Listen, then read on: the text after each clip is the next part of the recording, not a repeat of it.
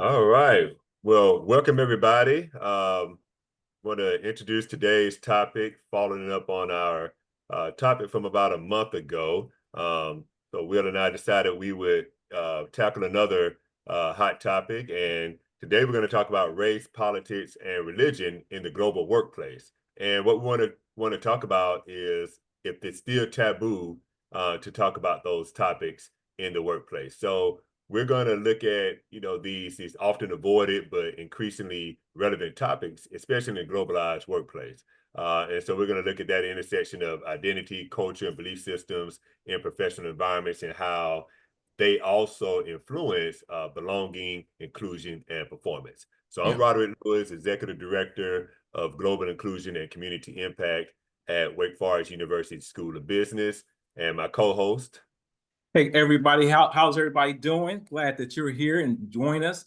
I'm Dr. William Lewis, founder and president of Wheelhouse Global, among other things. I'm looking forward to this conversation, Rod. Let's just jump in there. Roger, let's just jump in there and make some magic happen.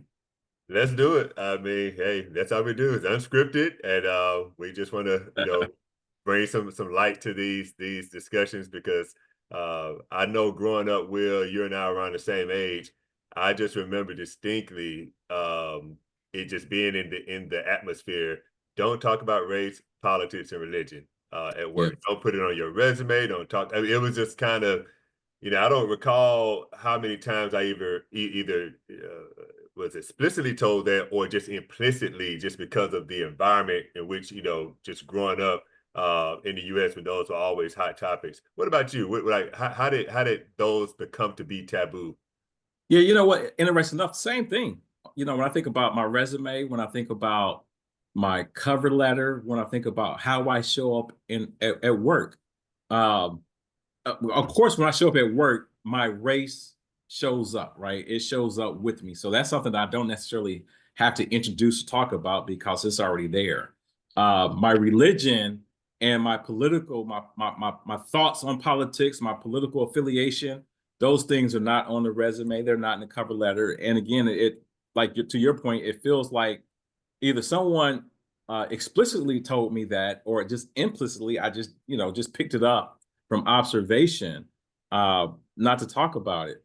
And that's a very interesting thing because all three, race, religion, and politics, they follow us into the workplace because they're part of who we are.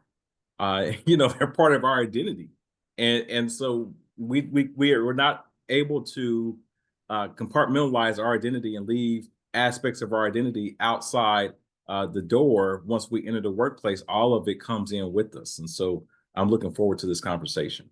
Yeah. So, let's think about context. And so I want to start off with religion. And the context is this. In a globalized world, right? So we're going to talk about global, we're going to talk about, local, meaning United States. But in a global sense, with all of the conflicts that have been, going on recently around religion and religious differences or religious ideology, how important is it now more than ever to have those discussions at work? And then in what context should they be held in the workplace? Right. I think that the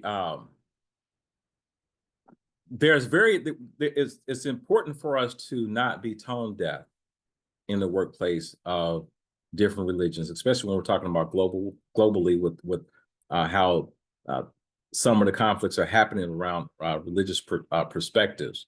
So in the workplace, and I want to speak very specifically to the U.S., we can't be tone deaf. We cannot ignore it. Right now, what we have to do is we have to be intentional with the conversation. And so if there is something that is happening between Israel and Hamas, or Israel and the Palestinian, if that's happening globally, but if that's impacting, that can impact the local workplace, right? You can have people in the local workplace. We see it impacting colleges and universities, but it also can impact the local workplace as well. If we're seeing that it's impacting the workplace so much so that it's interrupting productivity and interrupting us having a harmony within our workplace, then we cannot ignore it. We cannot sit on the sidelines as leaders, as people leaders, and sit on the sidelines and not address it. We do have to address it and head on, but we also have to be very intentional when we address it. And so addressing it has to be within the context of how do we create uh, a workplace of understanding, a workplace where differences can be talked about, but they also need to be appreciated and respected in this workplace. What you do at home, I can't control what you do at home, but what you do here at work, um, we need to talk about these things because if what you're seeing on CNN or Fox News or wherever you get your news, whatever social media outlet you're looking at, if that's going to impact you and your affect and how you showing up at work and your productivity, then that's something that we need to discuss. And if it also impacts how you're responding to your colleagues and coworkers. There was a report called the Religion at Work report done in 2023 by an organization called Pern Candola. And they surveyed over 6,000 employees across the United Kingdom and the United States from 6 religious groups. So Buddhism, Christianity, Hinduism, Islam, Judaism, and Sikhism. And they said the findings revealed that 47% of the respondents didn't feel comfortable discussing their religious beliefs or practices in the workplace. So given that people are not comfortable discussing them, but as you said, there would be times where you as a leadership within your organization would have to discuss them for specific instances that may be occurring in the world. uh, who should champion that within the workplace, and what could that look like in terms of a rollout? Yeah.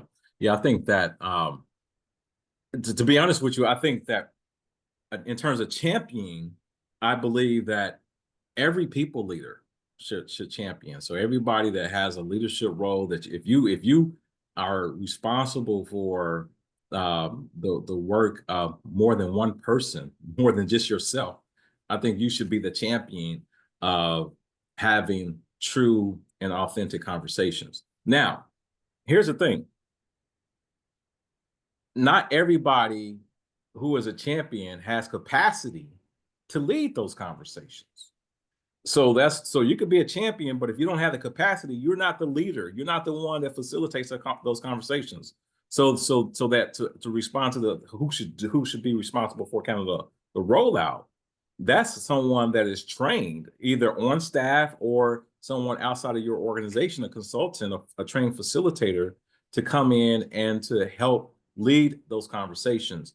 It takes someone that understands uh, uh, psychology, human interaction, communication skills, nuances of the issue, nuances of group dynamics to be able to have those conversations. So I wouldn't say that the responsibility is for the leader to be the trainer. No, the responsibility is for the leader to recognize that something's happening in my organization. I need to take some action, and I need to bring forward the people who have the skills and capacity that could do it. I want to also hit on this notion that 47% of people are uncomfortable talking about their religion in the workplace, and that is not. I'm not surprised by that number.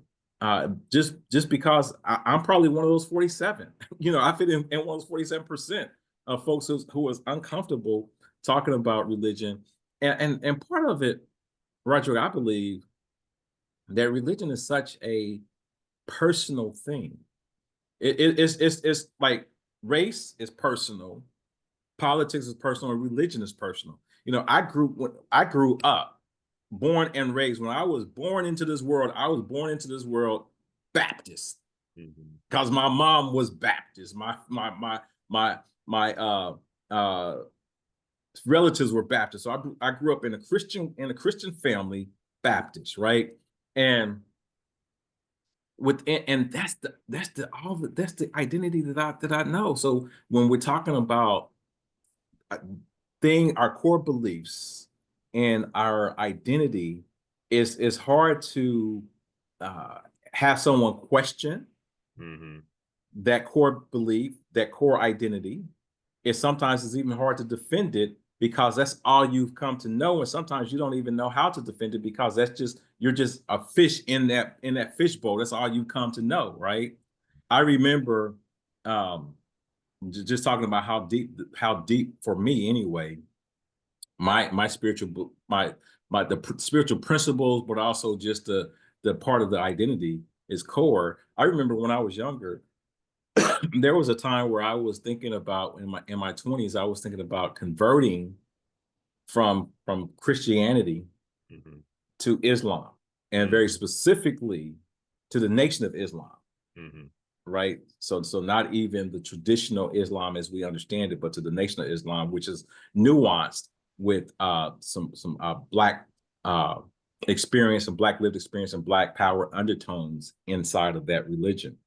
And I had just finished at my first African American culture class in college, and if anyone, if you're ever taking your intro to Afro studies in college, that may have just exploded your mind on terms of what's going on in terms of African American history here in the United States.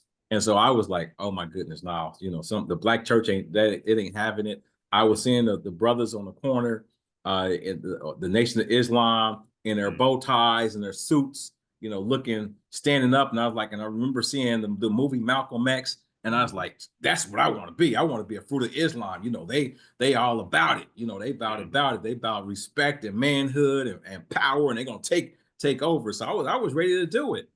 Um, but I couldn't get my arms around Mm-hmm. the fact that there was some aspects about the religion and also about what the leaders were speaking about, especially around race, that I couldn't wrap my arms around.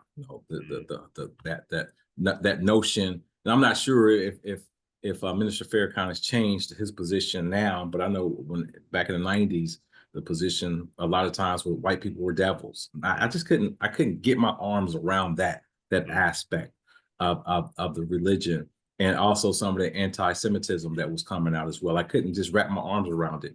Mm-hmm. And I couldn't face my mother, who is fire and brimstone Black Baptist Christian, Mm-hmm. to face her and say, hey, I've converted to a different religion. Mm-hmm. So all that, man. So we got race tied up in Yeah. there. Yeah. Yeah. We Yeah. got religion tied up in there, and we Yeah. got some politics tied up in there as well. Yeah. Yeah. You said a mouthful. I mean, seriously, because like it just makes me think about how religion. So to your point, there's some religions that are neutral, just in terms of the word, the text, right? But because of certain leaders of those religions or certain stereotypes that we have come to adopt because of, let's say, more radical members of certain religions, and that could, all that's across all religions, right? Mm-hmm. Christianity, Hinduism, all of them, Islam. But it's it is a challenge when a religion can get hijacked by a prominent leader, and now there could be a negative connotation to to a whole religion that Yeah. takes, unfortunately, everybody, because then people will say, hey, I'm a Muslim, or I'm practicing Islamic faith, but depending on what part of the world you're in, you may default to terrorists or some, people who, Mm-hmm. like say, hate white people, say they're the devil, Mm-hmm. or people that are very, strict in how they treat women. Like there's all these negative things associated with the religion, especially, like Islam, Yeah. Muslim, right? That you don't hear, like I would say the most neutral one. If you just say, "Oh, I'm Christian," like even though there's been a lot of atrocities, committed by Christians, and there's been extremes, people, extremists in Christianity that have done horrific things throughout history, Mm-hmm. but Mm-hmm. at least in a Western context, we don't assign anything negative. Like that's the most privileged religion of all, I would say, because you can just go into it and say, I'm Christian, and you can hold your head high and not think somebody's gonna, do extra security checks on you, or people are gonna be looking at you strange. Like you can break out a Bible on the plane and nobody's gonna think twice. let you break out a Quran, people might be like, whoa, whoa, whoa, hey, hey, what's going on there, buddy? You know, Yeah, yeah. and so I can when you look at it through that lens, you can understand why there could be some trepidation in discussing your religious belief or practice at work if you're in a contextual situation within an organization where you know that's a minority religion and it could be negative connotations associated with it. So you may not ask for accommodation, or you may be likely to be a little fearful to ask for certain accommodations or to speak up if you feel you've been discriminated against because of your religion. Right. Not in addition to asking for accommodations, but what about just, there are some religions, very interesting because in the Christian faith, it, uh, in my experience anyway, there is no unless you go to church, right? You go to church and you see the pastor or the priest in Catholics.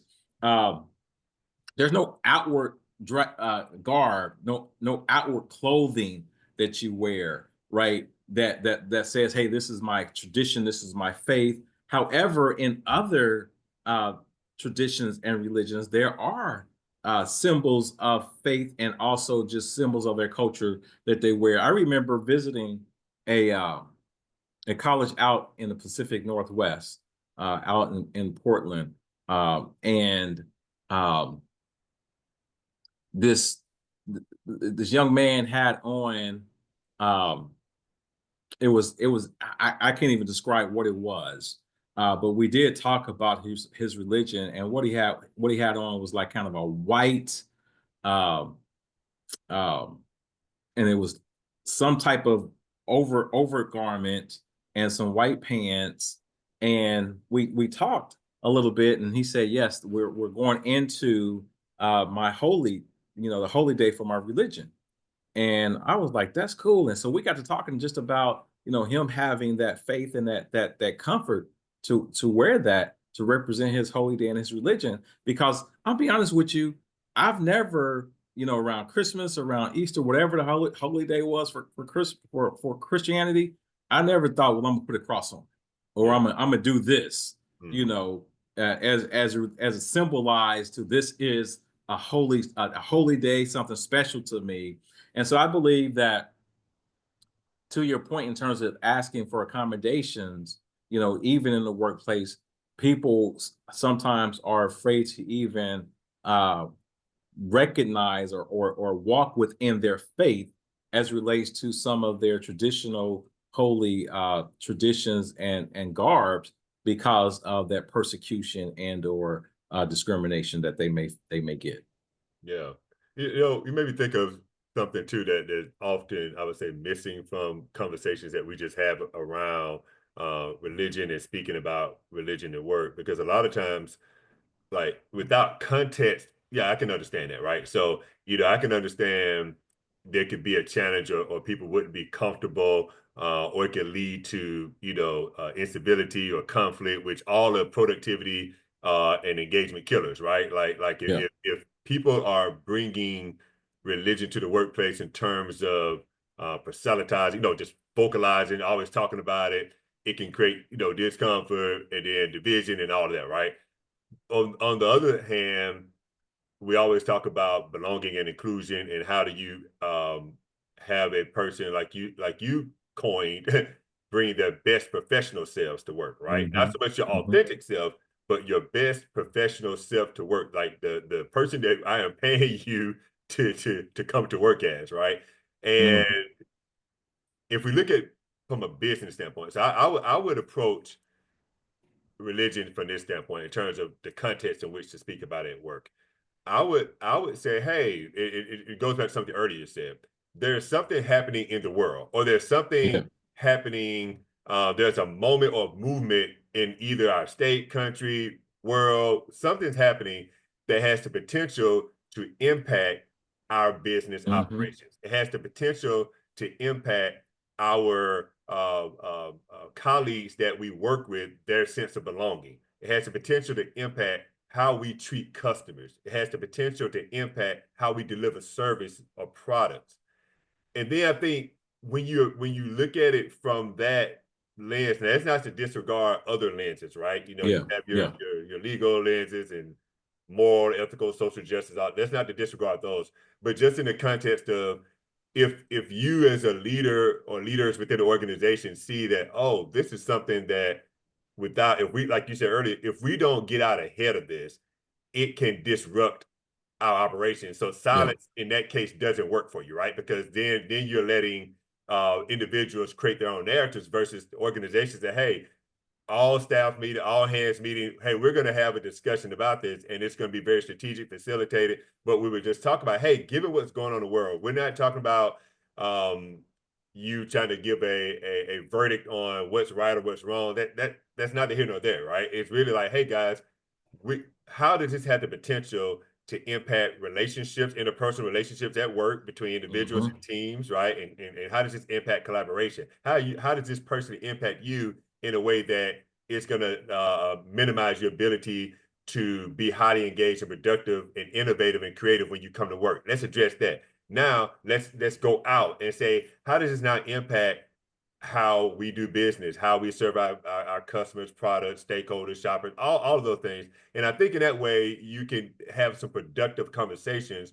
yeah. Again, setting the framework that, guys, we're not going to be debating against each other. We are simply debating to learn how to minimize the impact of these externalities, but also how we can still be a going concern or how we can still be successful in how we treat our customers shop because they may be a part, they will be impacted by these things as well. And so our ability to be able to still relate to them and to engage with them would dictate how well we do versus our competitors. You see what I'm saying? Yeah, absolutely. I think, this conversation can be, to your point and to the point that we made earlier, it can be and should be a conversation about how does this impact our return on investment? How does it impact our bottom line? How does this impact our strategic initiatives? Because here's the reality. We speak a lot in this work about, creating spaces where people can learn from each other. Well, people are going to bring their entire selves to work, and so you just when you my everything that I know comes from not just work, but it comes from my church. It comes from my religious beliefs. It comes from my worldview. It comes from my politics. It comes from my race. And so when you engage with me, you're engaging with a full person. And so I think that what we have to do is we have to understand that the notion of cultural competency is, again, not something that, oh, it's not that political word, is not wokeness, it's not none of that stuff.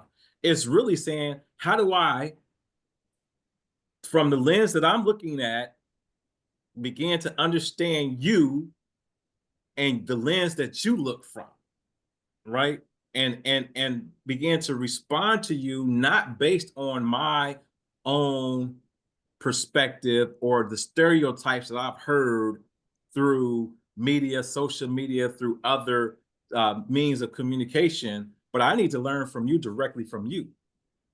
And that also speaks to your worldview, and your worldview may have a religious perspective on it. And let's say this, even if you are agnostic or are an atheist, that's a different perspective, right? And it would be great for me just to understand that, because here's a reality. If I don't know that you're agnostic, religious agnostic, or an atheist, especially an atheist, and if I be like, hey, I'm gonna pray for you. If you tell me, well, Will, I don't feel so good, I got cancer, and I say, well, I'm gonna pray for you. I'm gonna pray for you, and you don't believe in prayer, Yeah. right? And so I have to be able to understand you more than just, oh, this is what we do on a day-to-day work basis. I have to understand who you are. So Mhm. now I can show up for you in the way in which you need me to show up in, Yeah. and not based on my own assumptions. I want to leave this comment right here. I mean, I was just looking, I got some coins on my Mhm. table. I'm looking at quarters and dimes and nickels. I looked at this quarter, and it's interesting because we want to talk about all the time. We're not going to talk about religion in the Mhm. workplace. Mhm. Well, in the United States, If you got a quarter in your pocket, the United States of America say, "In God we trust." And so that means that religion has walked in the workplace. And so we have to be congruent and not hypocrites in what we're saying. Our currency has on it, "In God we trust."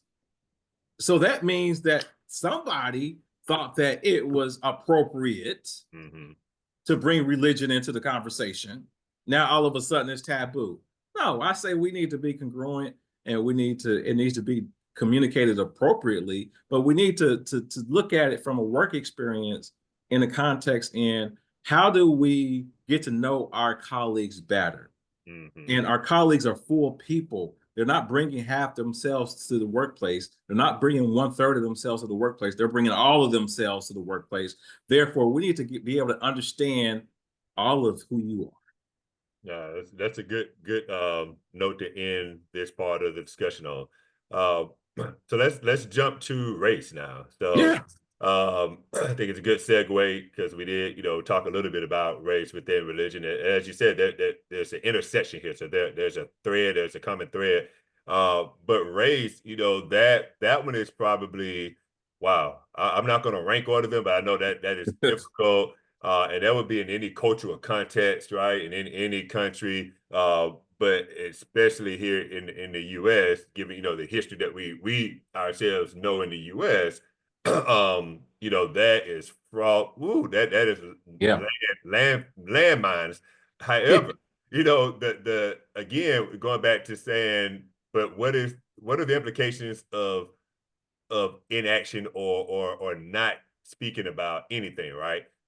Especially when events occur. So I want to show you some data here, some survey data, and I want to get your yeah, thoughts on it. So this is from the Pew research, and what these two stats kind of jumped out at me. So it says, 53% of people say not seeing racial discrimination where it really does exist is the bigger problem. And then you have 45% saying people seeing racial discrimination where it really doesn't exist is the larger issue. What do you think about those two stats? yeah, yeah, yeah. Let me look at that one more time. 53% of people say not seeing racial.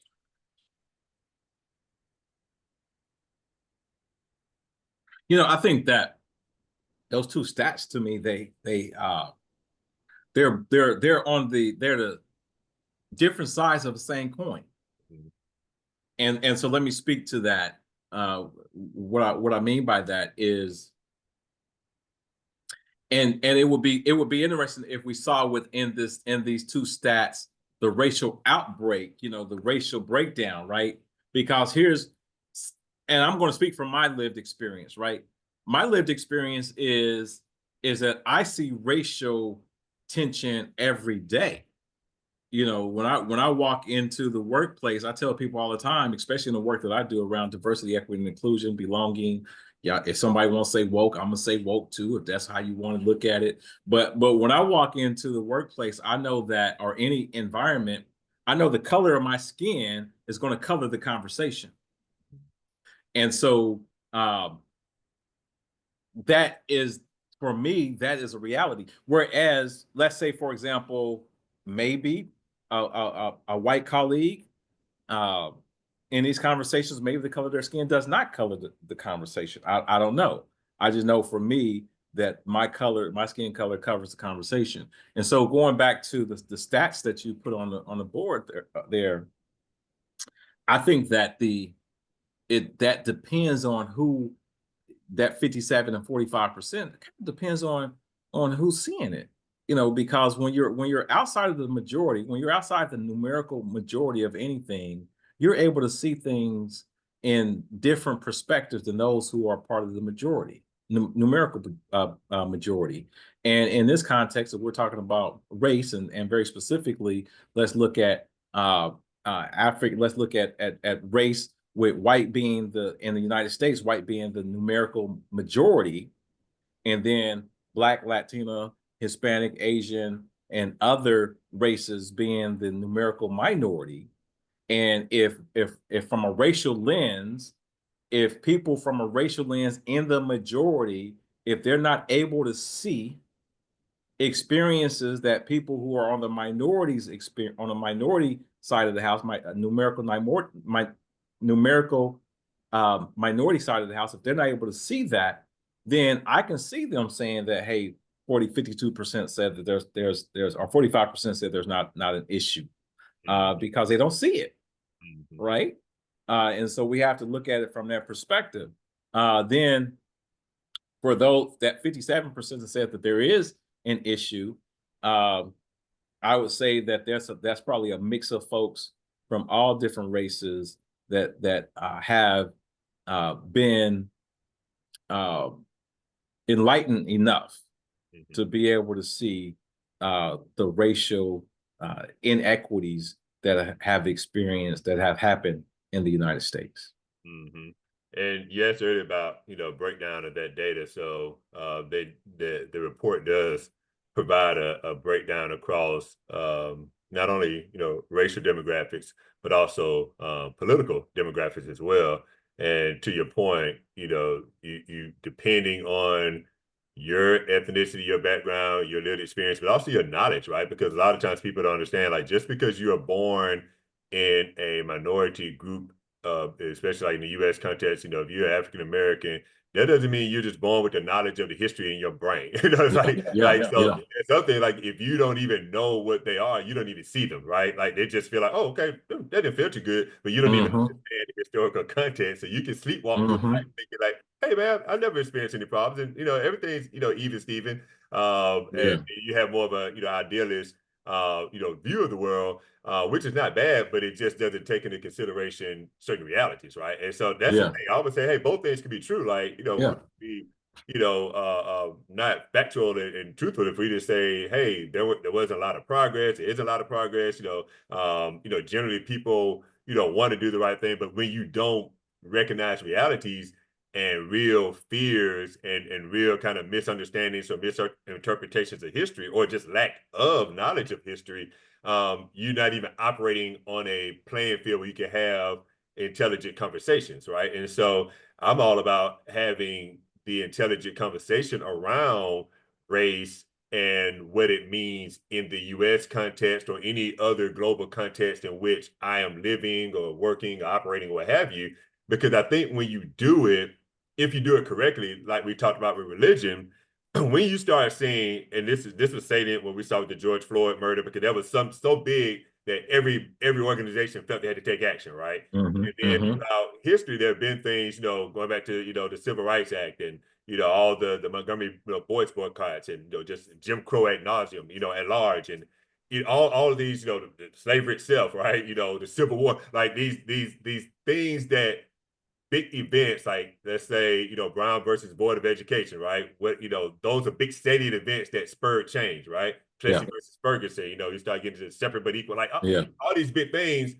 And so it's always something that shifts momentum to where everybody says, "Oh my God!" Like now we have to learn this truth or we have to reconcile with it. yeah, But what happens, an equally and opposite shift can occur as well that erases the prior shift. So, like I said, that's why it feels like this back and forth because it doesn't feel like it feels like the momentum builds, but it's so slow because it's like 2 steps forward, 2 steps back, or 2 steps forward, 3 steps back, because those gains, just in terms of historical knowledge, can be quickly erased by some other event that happens, and then people forget why they did the other thing in the first place, right? So around like race, for example, I think those contexts where if you can have the conversations where you as an organization say, hey, how does race impact people's experience here?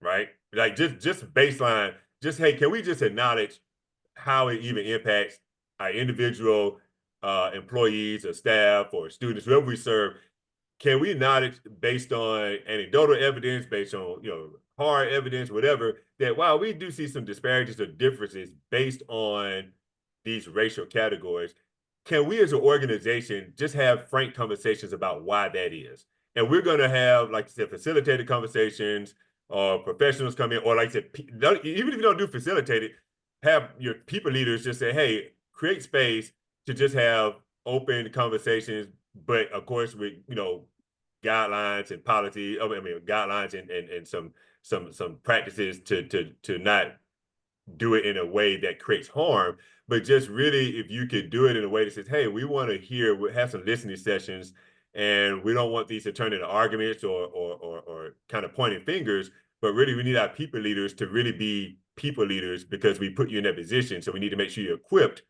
to foster these conversations at a team level and just understand what are the experiences or perspectives that people are saying that, hey, here are things that, like you had said earlier, I am from a minority group, so I may see things that you don't see, and that's not a bad thing, it's not a negative thing against you. It's just I'm seeing things that you're not aware of or conscious of because they don't impact you. So I just want to let you know, here's how it impacts me, right?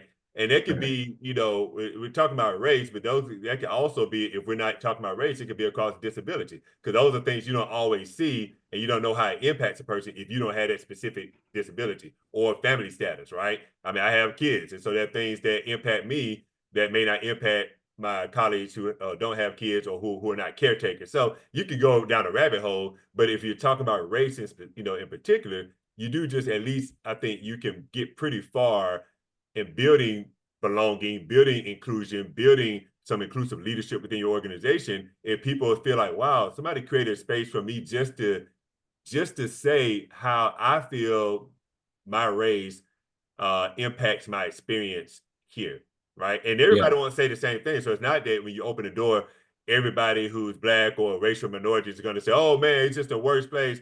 Everybody when it's not a blanket, type of statement that everybody's going to say, but you at least open the door for people to say, "Well, hey, my lived experience in the workplace has been this."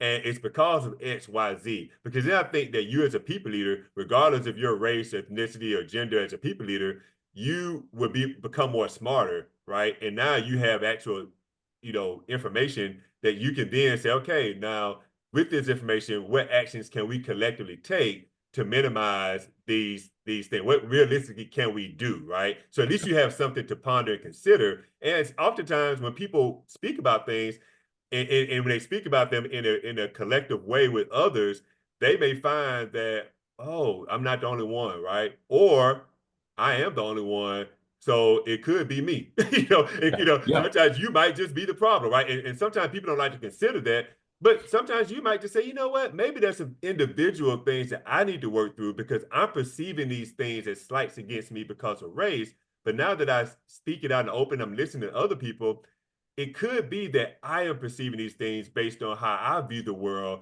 and based on how I've been kind of raised or kind of, it's been cultivated in a sense to react to certain things, right? Yeah. So anyway, that's a long Yeah. rant, but I just wanted to put that. No, no, not a rant at all. Because Not a rant, yeah. I think what you're saying is spot on, and perhaps that's one of the reasons why in the 1970s we began to see the employee resource groups pop up. Right, was to offer that space for people from different racial groups, different than white, and principally in the 1970s when they began for African Americans to have a space to where they can begin to say, "Hey, I just experienced something with my people manager, with my colleague.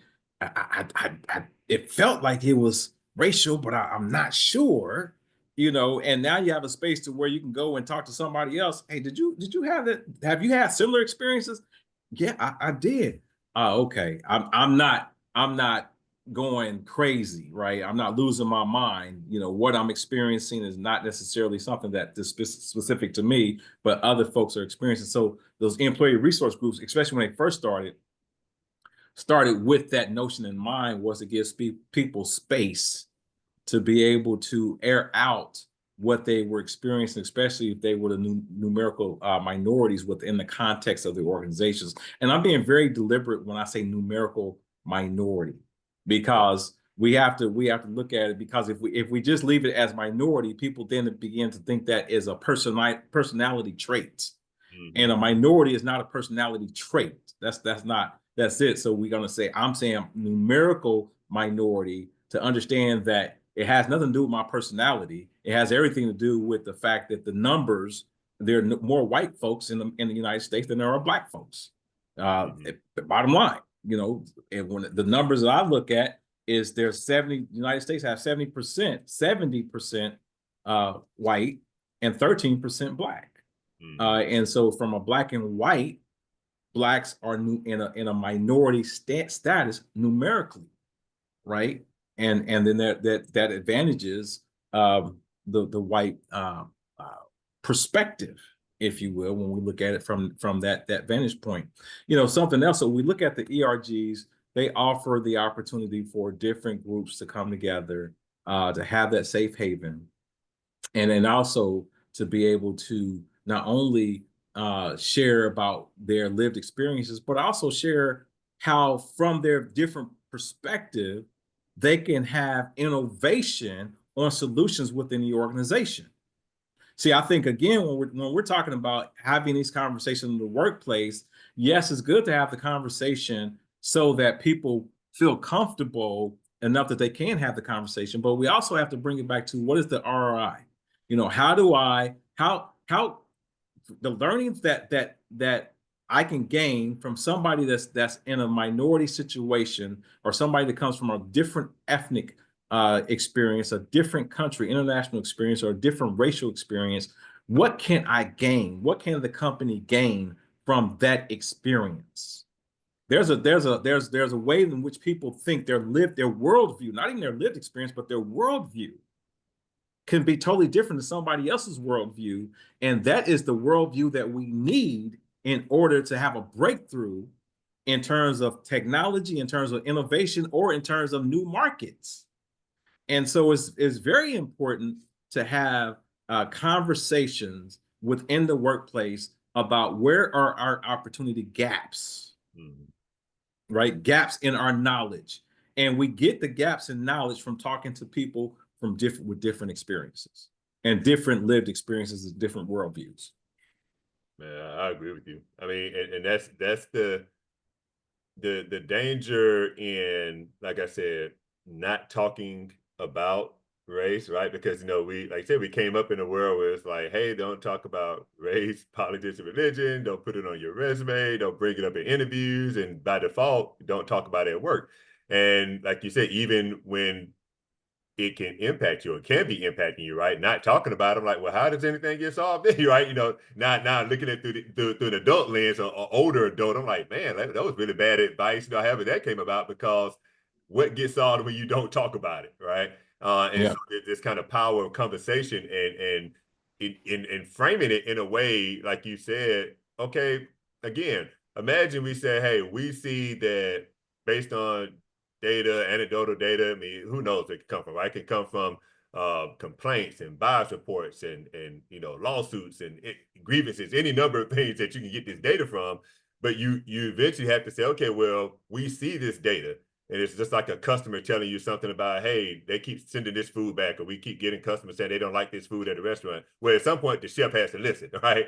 And so at some point, the organization has to say, we see this. Let's get ahead of this. Let's not shy away from it, but let's have it in a context where we can also extend it to people outside of the workplace. And Yeah. I think that gets missing a lot of times. And again, I always say, I never want to make discussions about race, religion, and politics solely on a business case, because business case is very transactional, right? It's very transactional, very utilitarian, because it just means, okay, well, I will hire people that look like you, or do business with people that look like you, as long as it serves my financial purposes, right? But if something happens, there's ever a shift in the landscape, then will you and people that look like you are no longer useful, and now I'm going to shift my business practice to someone else.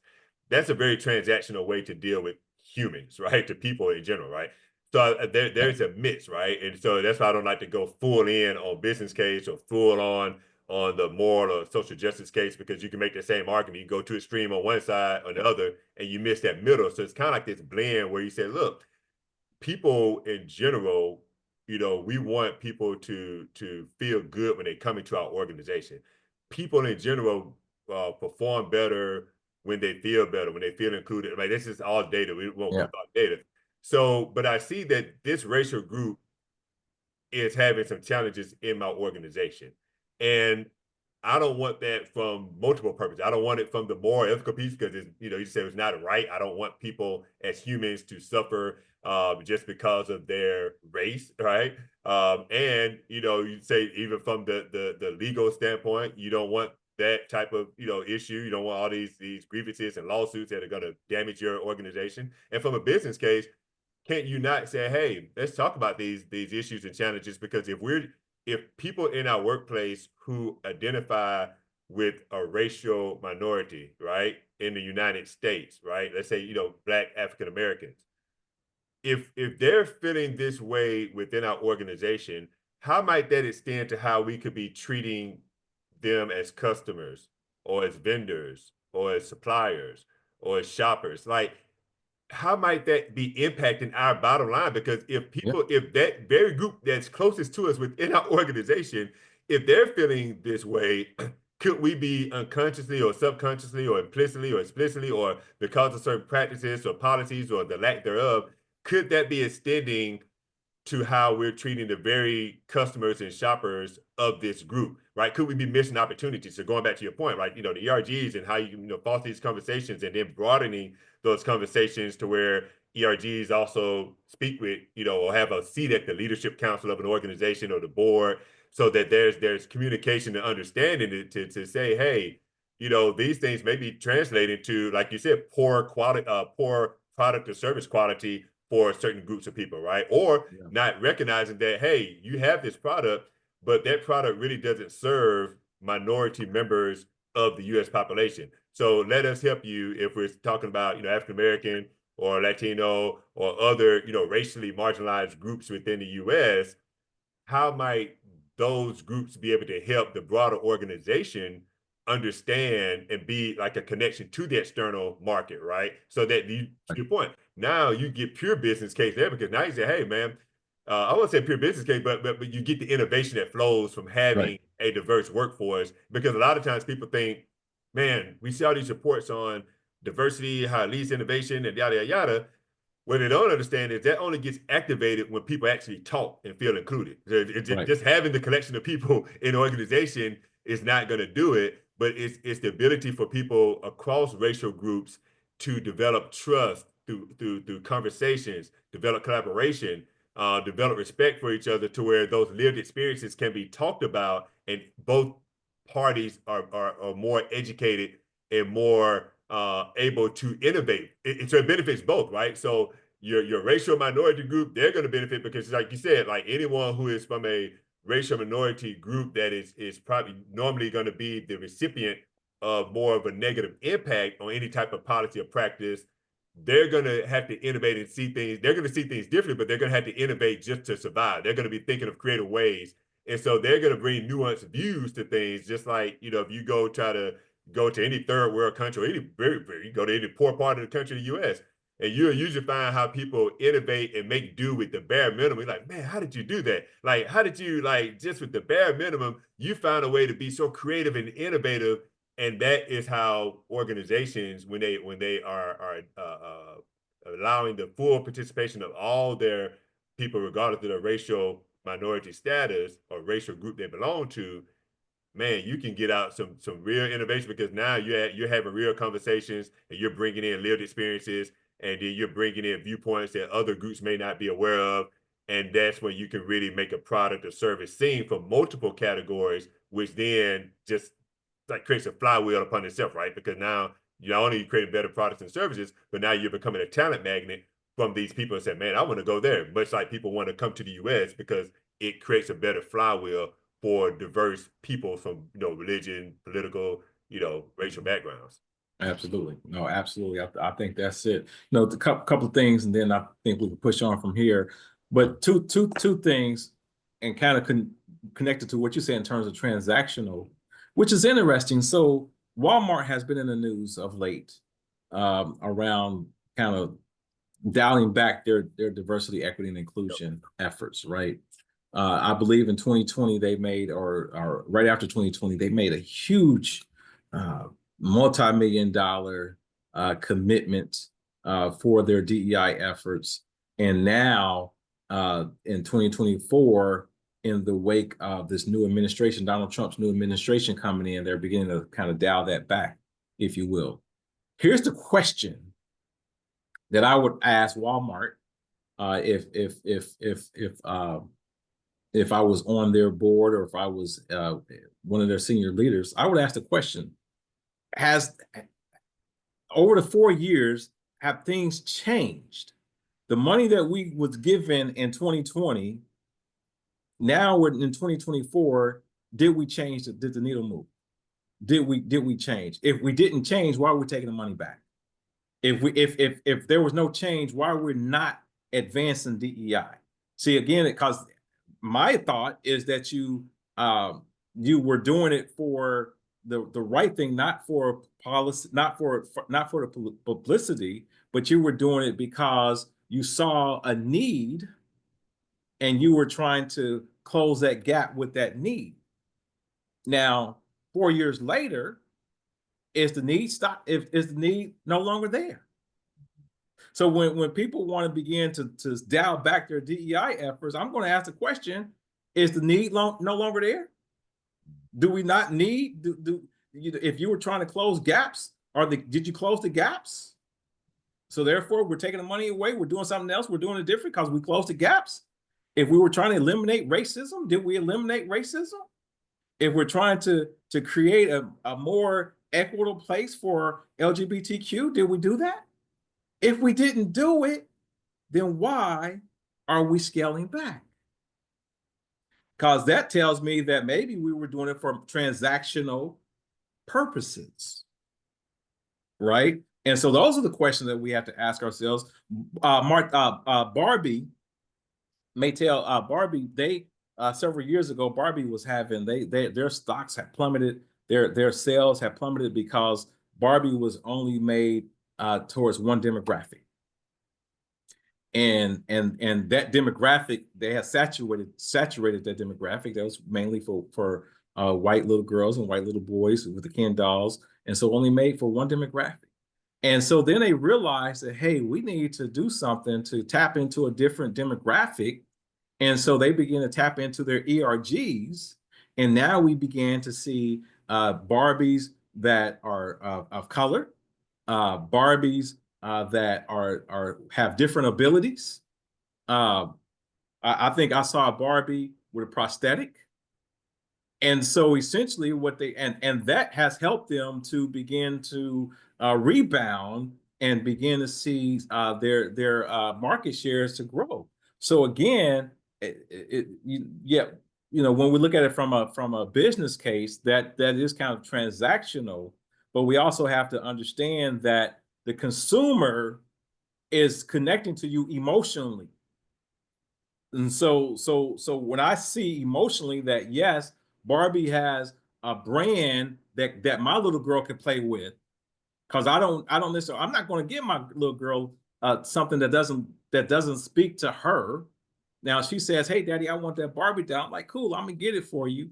But I'm also want to give you some toys and some artifacts, and give my little boy some toys and artifacts that speaks to you can do this, you can be this too. So it speaks to who you are and speaks to the possibilities of who you can become. And so I think that Barbie tapped into that possibility of who you could become and began to offer representation across different demographics, and that has helped them to rebound in their sales. Thank you so much. You put a great bow on just that discussion that we had on race. And now it's time for the big one. Now we get. Yeah, Well, I had to save politics for last because politics, because that we are currently in the midst of politics, and this just builds on the last conversation we had immediately following the election. mm-hmm. And so I thought it would be timely, really about a month, really 4 weeks to the day later, to talk about politics and where we are now, and are we, what are those pros and cons of talking about politics in the workplace, right? So Yeah. just throw that out to you. What just high level, what are pros and cons about talking about politics in the workplace? I think the cons, I think, they're obvious. They're the same cons as it is as it relates to talking about race and also religion. People are not comfortable. People have been uh, socialized not to talk about politics in the workplace. Politics in the workplace can be divisive, especially now in 2024, after coming out of the pandemic. People have lost the ability to talk with each other civilly. And so people have hidden behind social media and talking and using all types of visceral comments and conversations. And so now to be able to engage with people civilly is something that's hard to do in the workplace or just in general, period. And so I think that that makes it even more difficult to talk about politics in the workplace. But the reality is that politics shows up in the workplace. And even if it's not your candidate, the policies from your candidate shows up in the workplace, because if gas goes up, if eggs go up, if mass immigration happens, all that stuff is going to impact conversations. Not even conversations, going to impact people in the workplace, right? And that's the reality. So we can't get beyond, we can't move and say, oh, we're not going to talk about it. It's being talked about. It's being talked about at the water cooler or in the Zoom breakout room. Is our team's breakout room? It's being talked about. So as people leaders, we have to understand that, hey, we have to do something different. We have to look at these issues and say, okay, well, if we can be proactive and create spaces for people to have greater cultural humility, greater cultural competency, and talk about these issues specific to, hey, we want to get ahead of this. We want to make sure that all of us in this room feel comfortable enough with each other to where we can produce and we can create a workplace free of toxicity. And so if that means that we got to air out, we got this mass deportation that possibly will happen, how's it going to impact your family? How will that impact you? What can we do at work to support you as this possibly may impact you or your family? See, we got to show that level of care at work, because people come to work, and if they're coming to work with all this stuff on their heads and their minds, they're not going to be able to produce for you, because they're clouded with the other societal stuff. They're not bringing 80% of themselves to work. They're bringing 100% of themselves to work. And so as people leader, I think we need to address that. But we have to address it in such a way that it does not create harm, right? And so I'm not advocating just willy-nilly have conversations. It has to be intentional. It has to be thought out. Maybe there's some type of a summit, like we're having the Belonging and Inclusion Leadership Summit. Maybe from people who come to the Belonging Leadership Leadership Summit, and then when they leave, they go back to their workplaces and they begin to host mini summits or mini seminars to where they can continue the conversation inside the workplace. Yeah, actually something, Will. And I love having these conversations. And this is why the power of conversation, man, like constructive conversation, is something that Wake Forest University really believes in and invests in. And as a liberal arts institution, I mean, they talk about deliberative dialogues, and they had a call to conversation series that I adapted to the business school, and just other initiatives across campus that are really meant to help students primarily have these difficult conversations, right, across various differences, right? Office of Diversity and Inclusion, they've done some initiatives. I want to, but keeping that in mind, would you and I have had this conversation 4 years ago when Biden won? Would we have said, hey, we realize that there are some people who, have, some negative, or have some impact because their party didn't win. And we realize some issues that you brought up, let's say around, immigration, that is impacting people. that they felt, that the situation at the border was out of control, whatever that looks like. We have had this conversation because it seems like when Democrats win, like it's like, oh, that's the right. Everything is good, right? Like that is the moral authority parties. Like we don't need to have any discussions about people who may have voted Republican or didn't vote at all or what have you. We don't need to have any discussions at work because Democrats won. So hey, everybody's gonna be treated fairly by default. Everything's good. Yeah.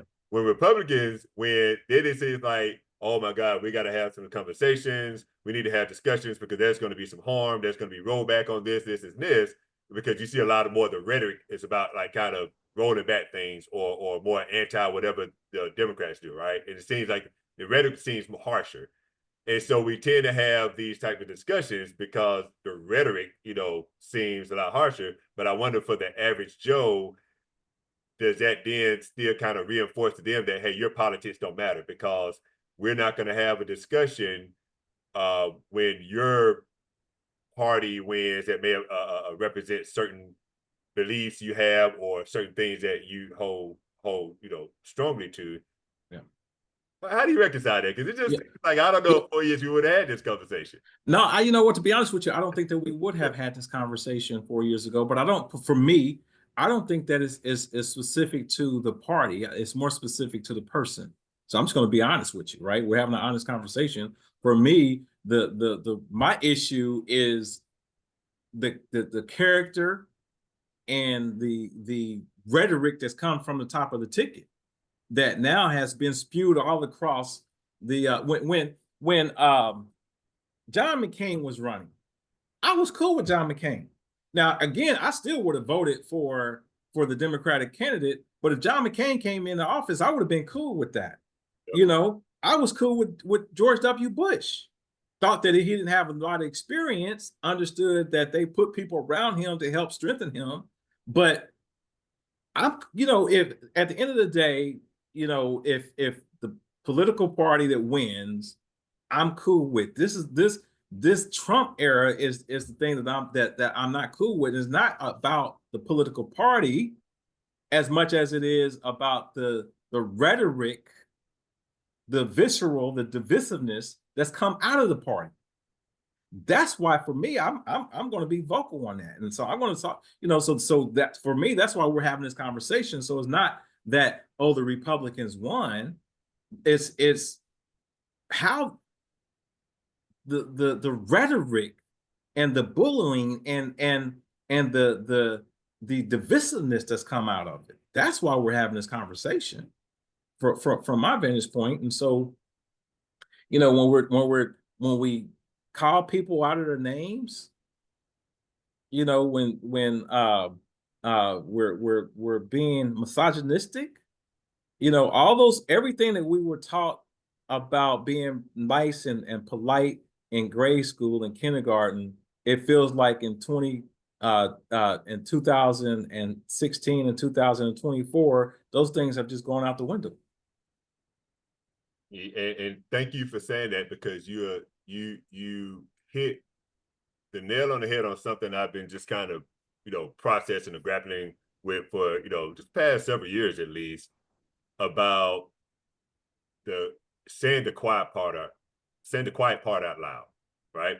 And so I think in the past we were more comfortable or with different political leaders winning, whether it's our candidate or not, because the discourse and the rhetoric was never like this, right? This is one Yeah, of those things where you just say, okay, well, we knew that people behind closed doors, were going to say things that are not, professional, or say things that are harmful because nobody would say, nobody would say that in public. But now people are saying that in public. yeah, And what that does, like you said, it destroys everything you just said, like everything since grade school, all the teachers you've ever had in your religious, organizations, where you as a parent and teaching your kids, it's like, wow. It's like for the first time in our living history now, because we're not going back to like the days of George Wallace and all yeah, that, where he was like yeah, he was putting it out there. But it seemed like, oh, that fell out of favor. Now you had to use more coded language. So we almost got put to sleep in the sense not of just kind of living in a world of coded language.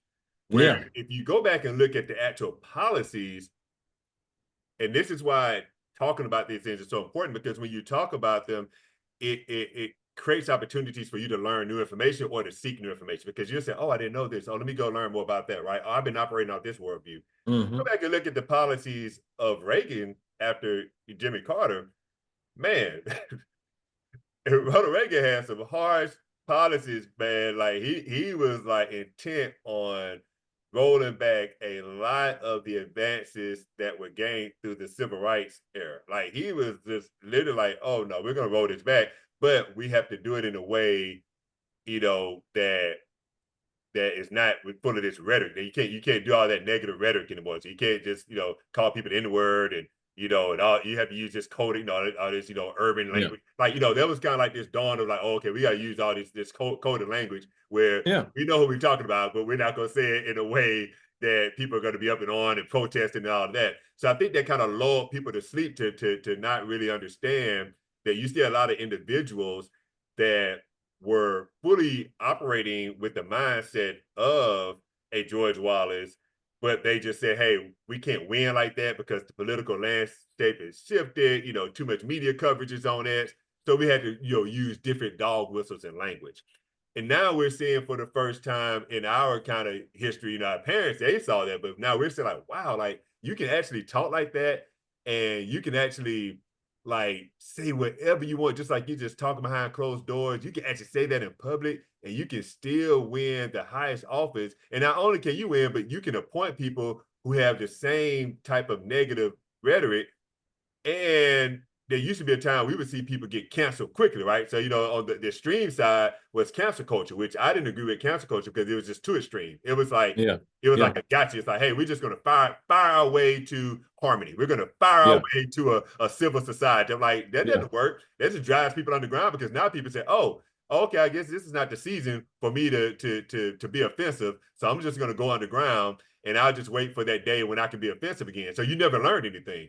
Versus, Right. hey, how can we use this as teaching moments, and let's talk about how that language is harmful, and let's just have a deeper conversation on that and give you an opportunity to shift and to change, versus like just straight out canceling, because it just drove people on the ground, and people wonder like, okay, so why did so many people vote in this way? And I said, well, because nobody really ever changed since like the George Wallace days, when it became, it wasn't PC anymore, but people knew, the smart people, like, okay, I'm not gonna lose my job. So I'll just like, say that stuff behind closed doors. I'll raise my kids in the same way. They'll have that, that language. I'll tell them, hey, just don't say that in mixed company. Don't say it on, in the public. And so you have a whole generation of people that just because we weren't hearing it, people assume that, oh, I guess people have changed. Like, have they really? Yeah. Because since we don't talk about it, we really don't know. And so that's why the tide to me needs to shift to, hey, let's talk about it. And I want to give you space. If I don't care if someone has an opposing viewpoint, like I actually prefer to talk to people who have opposing beliefs and viewpoints, because then it challenges me to think more deeply about my own. And it may be like, oh, you know what? I was operating off of this, never considered that perspective. Let me go back and just wrestle with that and see if I still hold on to my same belief. And I like to have spirited, debates and conversations, like when people have different beliefs, because then it helps. Then eventually we come to this, kind of place where we respect each other. We're able to have more civil conversations with each other. And then we're able to walk away with a more nuanced view of the world, and realizing that everybody doesn't think like us, and everybody has reasons for why they believe what they believe, whether you agree with it or not. Now, how do we now work together in productive ways, right? To where, for the good of society, an organization, a team, family, whatever, how can we now collectively work together, knowing that we each now know each other's history on why you believe X or why you believe Y. I respect that, understand it. That's your lived experience. Who am I to judge it? However, you and I are on the same team, right? Right. Right. Now Right. we are working together, or we're studying, whatever. We're in a learning environment where we're in the same team, or we're in a work environment in the same team. How can we now put those differences of opinions or beliefs aside to be able to work productively together? Because now we have the ability, in my mind, we have the ability to have frank and honest conversations with each other. That's powerful. Right. That's what innovate to me. Innovation spurs when you have the ability to have frank and honest conversations I tell my son, and when he got of age, of course, I said, son, I'm going to empower you to speak your mind to me. Respectfully, of course, but I said, I want to verbally empower you. I said, because we've had a dynamic, this father-son dynamic, where you knew that you couldn't say certain things to me, right? Hmm. You knew that there were going to be consequences if you said something the wrong way, the wrong tone, or what have you. And but now as you're getting older, I had to shift that. I have to empower you to say, no, you can talk to me in a respectful way, but I want you to always voice your opinion. There will be no negative consequence. I may get mad, but I won't be like, it won't be any negative consequences. Just I may get upset, but I want you to have a spirited conversation with me so that we can really talk about real things that may be bothering you or maybe impacting you. And that shifted our dynamic because now he can come to me and say, hey, Dad, I want to talk about something. And I say, okay, well, let's talk. And Right. he'll make his case on something, or he'll say something that, maybe I did or said that he didn't like, or we just discussed it. And I'm like, hey, you know what? Now that I think about it and now looking through your lens, yeah, I was in the wrong, and I apologize. Like we would have those conversations, or sometimes he comes to me and he'll say, I want to apologize for my behavior because now I didn't take your viewpoint or your perspective into consideration as a father, and now I'm understanding. Right. We got to get to Right. that point, but you only get to Right. that point when you can keep it real, and you know that there's not going to be a negative consequence of you saying, "Hey, I hold this political view," and somebody's going to try to cancel you or not work with you productively or talk about you because you have a different view than they have. Right.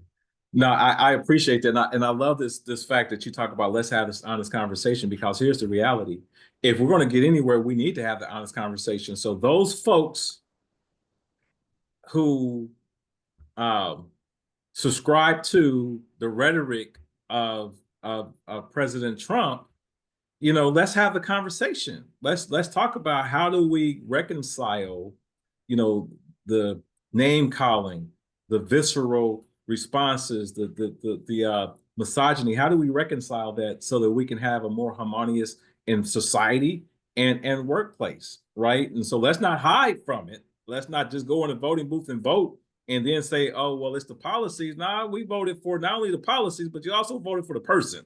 And that was one of the reasons why I did not move into a different religion, because it was the policies of that particular religion and also the person at the top, right? That I was like, no, this is not what I'm going to be a part of.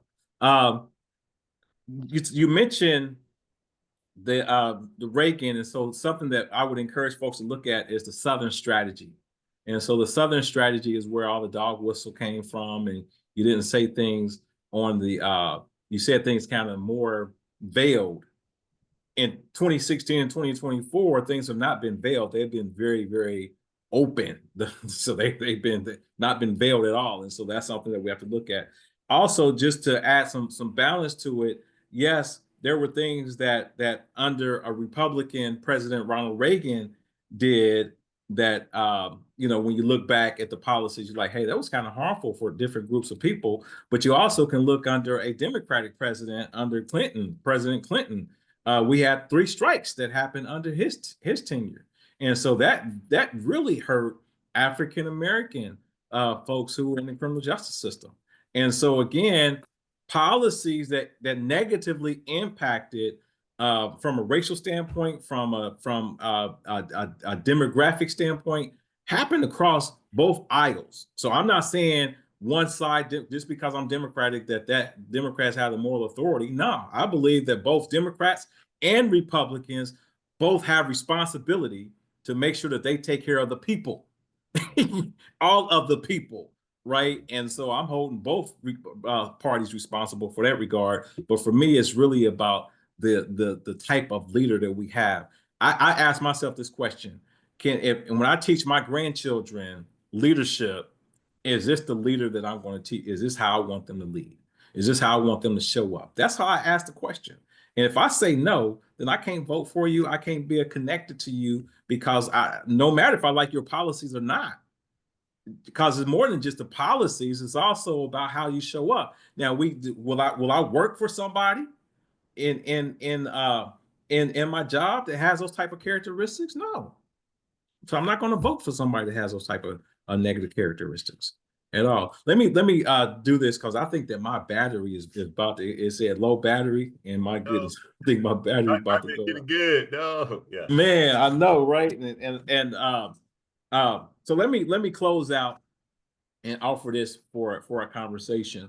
And look, this won't be our last conversation. We're gonna continue this thing. I love it. But I want to offer some closing thoughts here.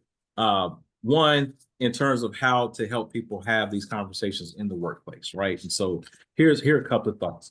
First of all, I would say invite people when you having these conversations. Start out with inviting people to write their feelings down, write their feelings and emotions down. We process. We're more deliberate when we write it down. When we just talk it out. Um, it talk is good, but sometimes we need to write it down so we can be more reflective. Then when we speak, we're speaking less from the emotion, but more from a very intentional place. So ask people to write the emotions down first. Then secondly, listen with empathy. So as you are in these conversations, invite people to listen with empathy. As the facilitator, don't judge anybody's responses. Allow each person to be the expert of their experience. Everybody in your conversation circle, they're the expert of their experience. You don't know their experience. Let them be the expert. Ask people to share their self care strategies in the midst of stress. This question reminds people that we need to take care of ourselves. And we can't we can't take care of other people. We can't be effective leaders, and we can't take care of our clients and customers if we're not taking care of ourselves. Then ask people to share how they can use their circle of influence to solve the problem. So yes, we're talking about big issues, but what can you do to solve the problem in your local environment, in your workplace? There's something you could do on your team. What can you do? And then end the conversation with asking people to talk about what they're going to do for fun. So we want to start out with something positive, then we want to end with something positive. And if you do that, I think that those are keys for successful conversations. Well, that's a great way to close us out, and it really does embody when we talk about at Wake Forest University, leadership and character. That that they go hand in hand, right?